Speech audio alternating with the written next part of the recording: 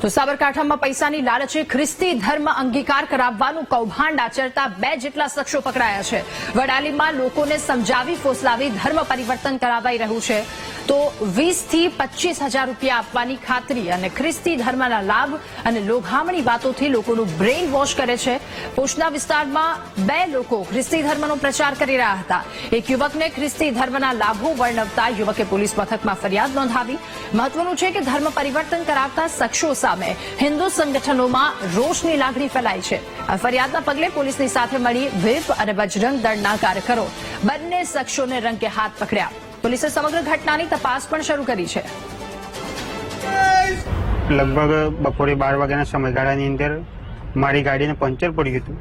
એ સમયે હું પંચર કઢાવતો હતો। એ સમય દરમિયાન બે વ્યક્તિને સમજાવતા હતા, ભાઈ તમે અમારા ધર્મમાં આવો તો અમુક તમારી બીમારીઓ છે મટી જાય, એ અમુક લાલચ વાળતા હતા, પૈસા આપશું ના તે બધું કરતા હતા।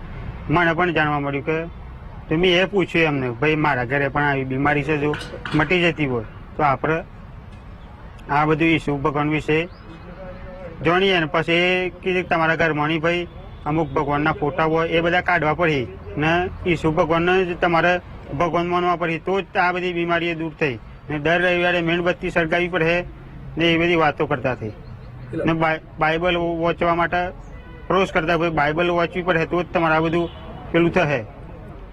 પૈસાની વાત આવે છે, કેટલાની વાત? પૈસા 20,000 સ્ટાર્ટિંગમાં મળે એમ કહેતા હતા, 20,000 પહેલા। જો પછી તમારે સારું થાય તો પછી આગળ આપણે તમે ઈસાઈ બનો એ વખત બીજા પૈસા તમને મળે। પણ અમે કોઈ એમ કે જબરજસ્તી નતો કર્યો કે અમે આ ભાઈએ એક દિવસ વાત કરેલી છે તો એક ભાઈએ કીધું કે ખરેખર એમને ફોન કર્યો તો પછી કીધું કે તમારે કદાચ આવી બીમારી હોય, આવી મુશ્કેલી હોય, અમે નીકળ્યા છીએ આવી બીમારીમાંથી તો કદાચ મટી જાય એમ। તો આ લોકોએ આવી રીતના વાત કરી એટલે આ લોકોએ મને ખબર નહોતી કે આવી રીતના ફસાવે એમ। એટલે અમે તો બાઇક સર્વિસ કરાવતા ત્યાં ગેરેજમાં બેઠેલા હતા અને આ લોકો આવ્યા એટલે પછી અમને પછી ભાઈ પ્રાર્થના કરવી એમ। તો ભાઈ અમે જોયું કે હારું કોઈક દુઃખી વ્યક્તિ હોય, કોઈક બીમાર હોય તો એમના માટે જઈએ, એમના માટે આપણું કર્તવ્ય, આપણને શાંતિ મળે તો બીજાને શાંતિ આપવી જરૂરી છે। ઘેરથી ધૂણવાનું પ્રોબ્લેમ હતું તો એ પછી ભૂવા પહાણ દિવાળો પહાણ ફરી ફરીને થાકી ગયા। દવાખાનામાં એટલા પૈસા જતા, કોઈ બીજી બીમારીઓ થતી। પછી અમે આમાં વિશ્વાસ કર્યો, ત્યારથી બધે અમે 10 વર્ષથી આમાં વિશ્વાસ કરીએ છીએ અને ત્યારથી અમારી બીમારીઓ બધી દૂર થઈ ગઈ। કયા ધર્મમાં વિશ્વાસ કરો? ધર્મની તો અમને ખબર નહીં પણ અમે આદિવાસી છીએ પણ પ્રભુ ઈશ્વરને અમે માનીએ છીએ। પ્રાર્થના માટે ક્યાં જાવ છો? પ્રાર્થના માટે અમે ત્યાં ચર્ચમાં જઈએ। કેવી પ્રાર્થના કરો? પ્રાર્થના કરીએ ઈસુ ભગવાનના નામની। શું પ્રાર્થના હોય છે તમારી? પ્રાર્થના તો અમે જે દુઃખી હોય, જે આમાં આયા એ બધા આમાં પ્રાર્થનાઓ કરે। વડાલીની અંદર આ લોકો ઈસાઈ મશીનરીઓ દ્વારા વારંવાર ધર્માંતરણ કરવાના ઈરાદે વડાલીમાં 6 માસથી આવા લોકો અહીંયા ફરતા હતા અને ભોળાબાળા હિન્દુઓને આ લોકો ધર્માંતરણ મુદ્દે લાલચો આપી ધર્મ પરિવર્તન કરાવવા માટે પ્રેરિત કરતા હતા।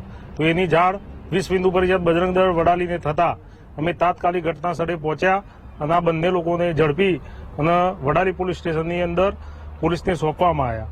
કેટલા પૈસામાં ધર્માંતરણ? 20,000 થી 30,000 રૂપિયા આપીને આ લોકો 30,000 જેવી સામાન્ય રકમ આપીને આ લોકો ધર્માંતરણ કરાવતા હતા। વડાલી ખાતે આજરોજ 2 વ્યક્તિઓ નામે રતિલાલ ઉદાભાઈ અને બીજા વ્યક્તિ છે ભવરભાઈ મોહનભાઈ, એ 2 વ્યક્તિઓ વડાલી પોલીસ સ્ટેશન વિસ્તારમાં અમુક નાગરિકો અને મળી અને એમની પાસે બાઇબલ અને ગ્રંથ હતા અને એ લોકો હિન્દુ ધર્મ વિરોધી વાત કરી અને ઈસાઈ ધર્મ અપનાવવા માટે એ એમની સાથે વાત કરી રહ્યા હતા। મીનવાઇલ 20,000 જેટલી નાણાકીય એમને મદદ પણ મળશે અને ખ્રિસ્તી ધર્મ અપનાવવાથી એમને બીજા લાભો થઈ શકે આ પ્રકારની એમને લોભ લાલચ આપતા હોય તેવું ત્યાં રહેલ અન્ય નાગરિકોને જણાતા એ લોકોએ પોલીસને જાણ કરતા પોલીસ સ્ટેશને વિશ્વ હિન્દુ પરિષદ ના લોકો આ બંને લોકોને વિશ્વાસે લઈ અને पुलिस स्टेशन फरियाद माटे आवेला। इसमें धर्मांतरण की समस्या सभी समस्या की जननी है। अवैध रूप से धर्मांतरण करने का बाजार गुजरात और देश भर में आज गर्म है। जनजाति ग्रामीण क्षेत्रों में जोखी झोपड़ी में सेवा के नाम से, छल के नाम से, कपट से हमारे ही बंधुओं को हिंदू विरोधी तत्वों के साथ जोड़ने का काम इस्लाम और ईसाईयत के द्वारा हो रहा है। मैं स्पष्ट मानता हूं कि ऐसे लोगों को सबक सिखाना चाहिए। जो काम वडाली में हिंदू समाज ने स्वयं आगे आकर के किया,